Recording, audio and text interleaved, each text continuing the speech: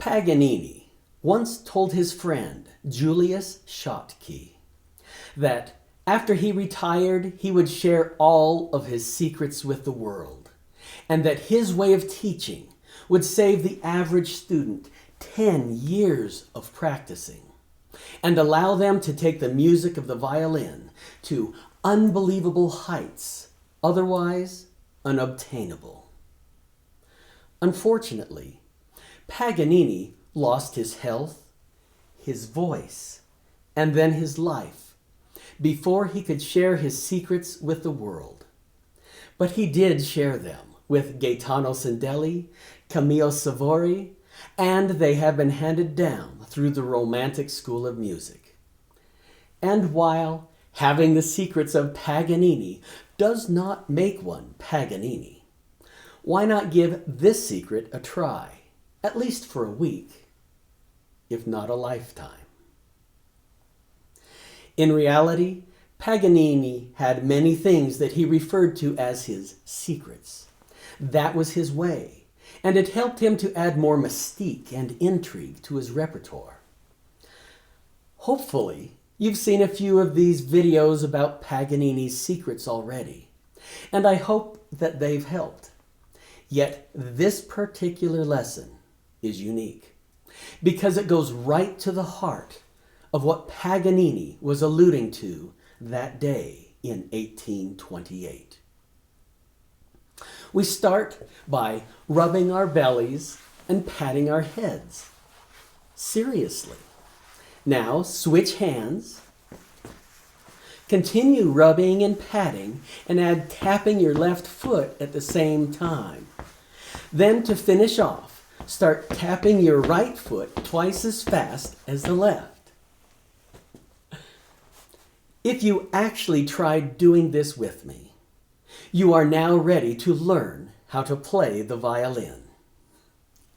Childish or genius? Paganini then went on to say, "When my system will be known, artists will go on to study the nature of the violin far more thoroughly, for it is an instrument 100 times richer than is generally supposed.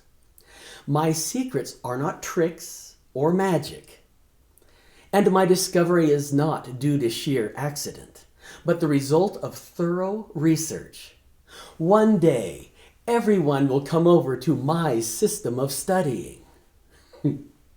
For in the other schools of music, learning how to play the violin all at once is so complex and overwhelming that it should be considered impossible to master at all. For the list is long. Not only must the student learn to pinch an oddly shaped piece of wood between their chin and shoulder while it moves about, they must keep their wrist in proper form, with their fingers gently curved, while twisting and contorting their arm beyond its natural form, while drawing an elegant bow with supple curved fingers that naturally want to clench and buckle. They must learn these things while also learning how to read strange symbols on smudged manuscripts and recall those thousands of notes with different durations, volumes, and bowings, using 2, 3, and 4 fingers at a time at lightning speed, while stretching the fingers so far apart that they ache, or at the top of the fingerboard, pushing them out of each other's way. And added to this, rocking the fingertips back and forth while both arms flail about like a wounded bird. And doing all this while struggling to obtain perfect pitch. And there is so much more beyond the mere physical and mechanical act of playing the notes. The student must also express their uniqueness and share their emotions through their brilliant, individual interpretation of music that has been played 1,000 times before. Music where every single note must conform to the standards as set down by history, while also matching every opinion of modern authorities, and doing it at the same time. And at the same time, they must perform this feat whether feverishly ill and shivering, or exhausted and suffocating, and always at the mercy of the capricious, ignorant skeptics who are full of jealousy because they have failed at their own attempts at greatness. Yet it is they who have the power to dash the young student's career to pieces with a single unkind word. This is learning to play the violin in the traditional schools of music.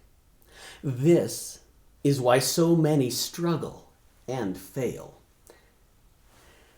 And this is my secret: to recognize and isolate each task and master them one by one, preferably where possible, without the distraction of the violin at all. Yet, in order to succeed with this approach and eventually master them all together, it is necessary to adopt the same attitude and craving as a hungry young child grasping for sweets. When pursued in this way, it only takes a few days or a week to master each challenge. Then, after each challenge is mastered, they are added together and mastered as pairs. Then a third and a fourth, and so on. It is only when you set aside the fallacy of learning to master everything at once that you will be able to master them all.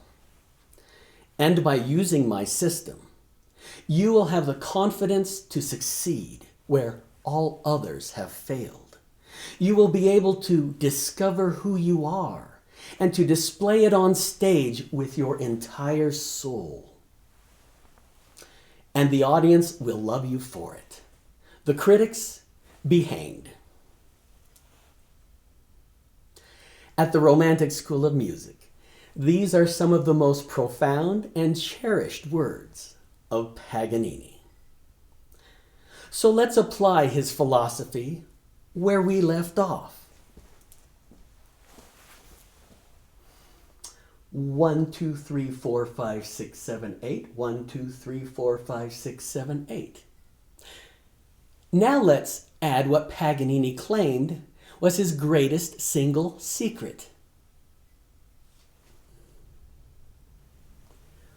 1, 2, 3, 4, 5, 6, 7, 8. 1, 2, 3, 4, 5, 6, 7, 8. And practice these two things together until they become second nature. Because only then will you be able to bring each one to perfection or add another challenge to them, like playing with perfect intonation. And when you have mastered this pattern, don't stop. Treat it like a game, like an enthusiastic child with an endless amount of imagination. Add more variations like this one, and don't forget to stretch your hand around at the same time. 1, 2, 3, 4, 5, 6, 7, 8. 1, 2, 3, 4, 5, 6, 7, 8.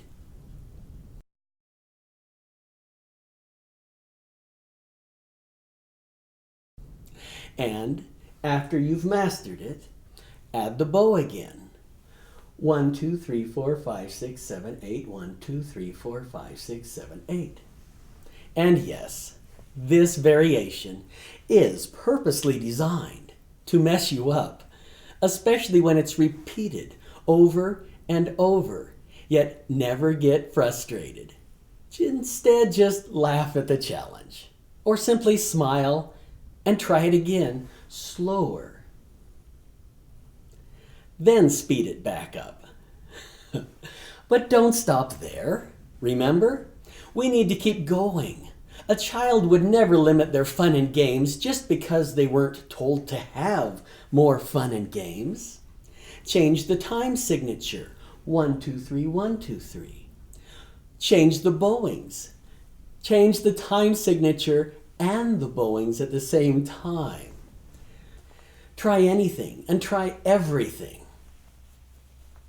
And in the true tradition of Paganini, practice and play each and every lesson or exercise that you are ever taught or come up with on your own, farther than it will ever be used on the violin itself, so that when you do play the violin in front of an audience, it will be impressive, amazing, and possibly even magic. Did you ever stop and wonder why no one, not even those sleeping next to Paganini in the same hotel, ever heard him practice? And if someone by chance is watching you and laughs at your mistakes, especially while practicing this lesson, laugh with them, like a young child would on the playground with good friends. Because if you learn and practice all of the secrets of Paganini with this attitude, your imagination and abilities will soar as you pursue each challenge, and it will improve your confidence on stage, and it will make you a better violinist than you otherwise could ever be. Or you can choose to ignore Paganini, claim that he was a charlatan, and go back to practicing everything all at once before anything is mastered. But if you do, the next time you're sight reading and hesitate for just a little because you're not quite sure what that next note really is, or if you run into a phrase with an odd rhythm that you stumble over, or you just can't stretch your fingers quite far enough to reach that next note, or if you ever find yourself struggling to maintain perfect intonation on any note, remember that Paganini's simple secrets can teach you how to overcome each and every one of these obstacles, one by one. And then, after taking a few weeks playing childish games, when you do finally succeed where so many others have failed, remember Paganini.